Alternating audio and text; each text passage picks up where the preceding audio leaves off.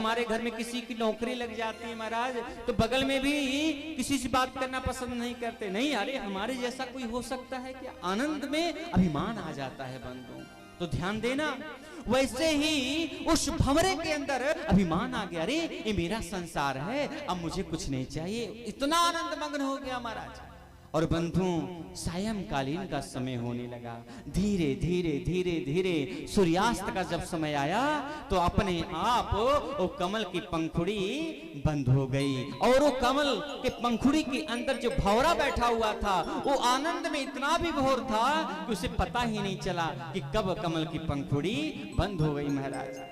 अब जब कमल की पंखुड़ी बंद हो गई तो छटपटाने लगा कि अब मैं क्या करूं, कैसे मैं बाहर निकलूं इससे।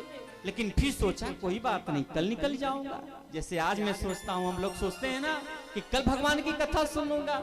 ध्यान देना मेरे प्यारे, इसका ध्यान देना।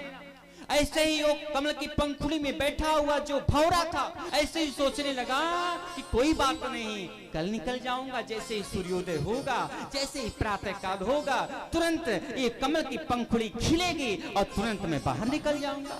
और बंधु वही ये सोच रहा था।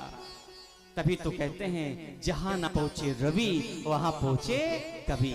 हमारे शास्त्रकारों ने बड़ा सुंदर लिखा, क्या? रात्रि गमिष्यति भविष्यति सुप्रभातम। भंवरा यही सोच रहा था कि रात्रि जाएगी, प्रातः काल होगा, और जैसे ही प्रातः काल होगा तुरंत इस कमल की पंखुड़ी से मैं बाहर निकल जाऊंगा। इत्थम विचिंतयति कोश गतद्विरे से, ऐसा वो सोच ही रहा था महाराज। उसी समय एक हाथी आता है और हाथी आकर के उस कमल की पंखुड़ी को झट से महाराज तोड़ करके और उस अपने मुख का ग्रास बना लेता है। वो कमल की पंखुड़ी हाथी के पेट में चला जाता है। उस भंवरे की लीला वहीं समाप्त हो जाती है मेरे प्यारे। वो जो भंवरा था सोचता रह गया कि कल करूंगा, परसों करूंगा, लेकिन बंधु काल आया और उस भंवरे की लीला को समाप्त कर दिया मेरे प्यारे। हैं? इसी काल बंधु ये हम लोग का भी जीवन है ना, ऐसे ही है।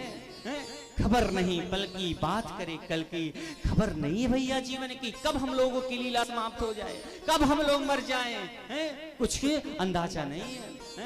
इसलिए मेरे प्यारे ये भगवान का कथा मिला हुआ है ना, तो इसमें आकर के गोता लगा लो। ये बहुत बड़ा पुण्य है आपका।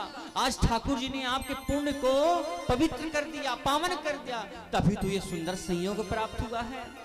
श्री सूत जी महाराज कहते हैं काल व्याल ग्रास त्रास निर्णास हेतवे श्रीमद् भागवतम शास्त्रम कलो किरणेन भाषितम। ये श्रीमद् भागवत की कथा ही वह शास्त्र है जो मुक्ति देने के लिए गर्जना करती है कि आओ मेरी शरण में, आओ मेरी कथा में, मैं तुम्हें मुक्ति दूंगा, मैं तुम्हें मुक्ति प्रदान करूंगा।